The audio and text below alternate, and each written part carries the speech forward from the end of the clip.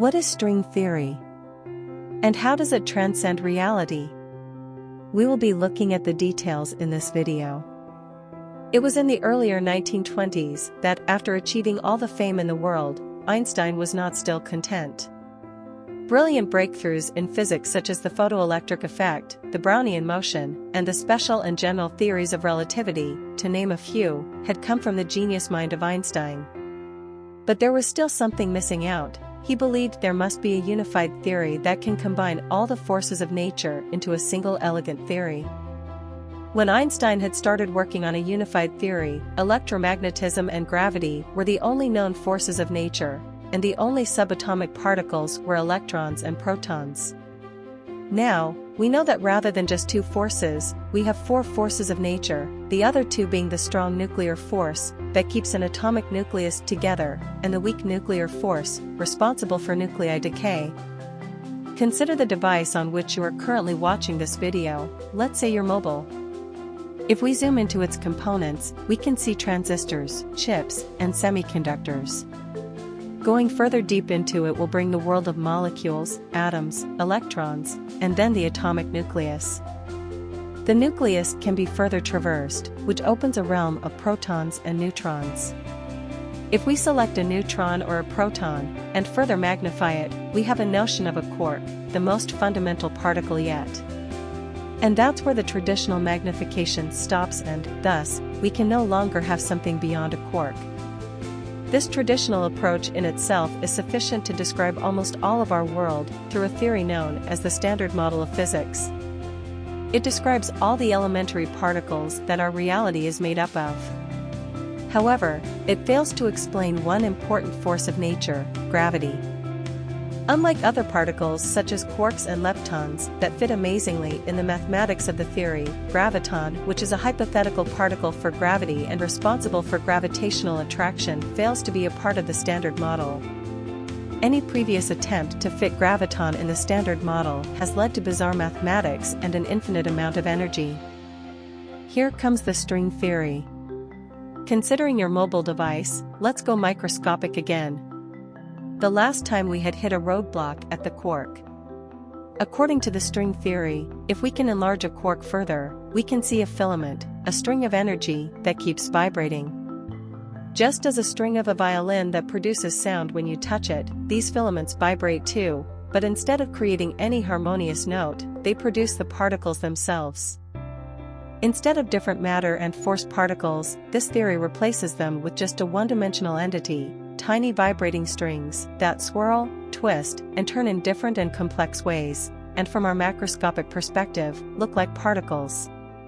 A string vibrating with a particular note becomes an electron, while another string curled up and vibrating with a different frequency becomes a photon, and so on. Hence it is named string theory, in analogy to the strings. Strings and only strings can smash together and recoil cleanly without leading to any physical impossible infinities. String theory, a candidate for the theory of everything. String theory compensates the Standard Model for the exclusion of gravity. When the calculations for the energy and dynamics of strings were computed, it resulted in a massless particle of spin 2. This particle was the hypothesized graviton and led physicists to wonder if string theory could be a theory of everything that can unify gravity and quantum mechanics. Just by assuming that the fundamental particles comprise tiny strings, we can get the equations for general relativity and quantum mechanics working in harmony. As the string theory was raising hopes of achieving a shared dream of a unified theory, it got entangled in its own web of mathematics.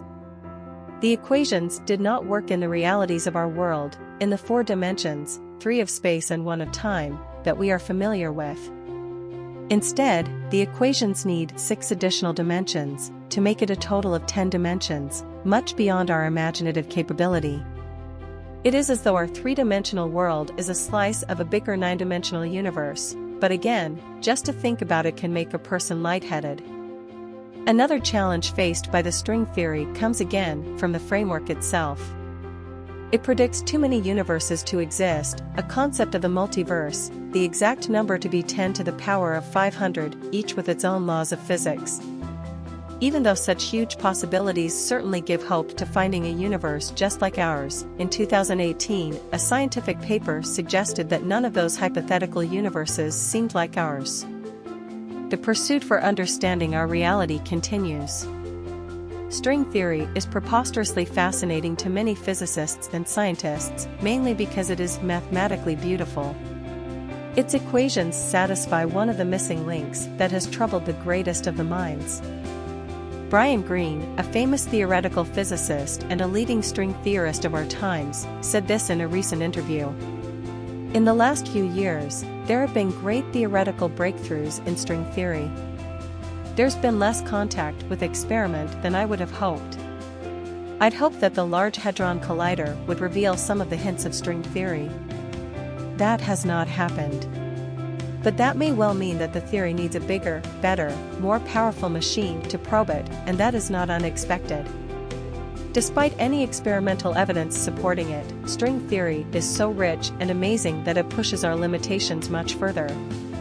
Maybe our brains are not yet evolved to fully understand its inherent beauty, but once it happens, the doors of the multiverse will lay bare open, and then it will be upon us to decide.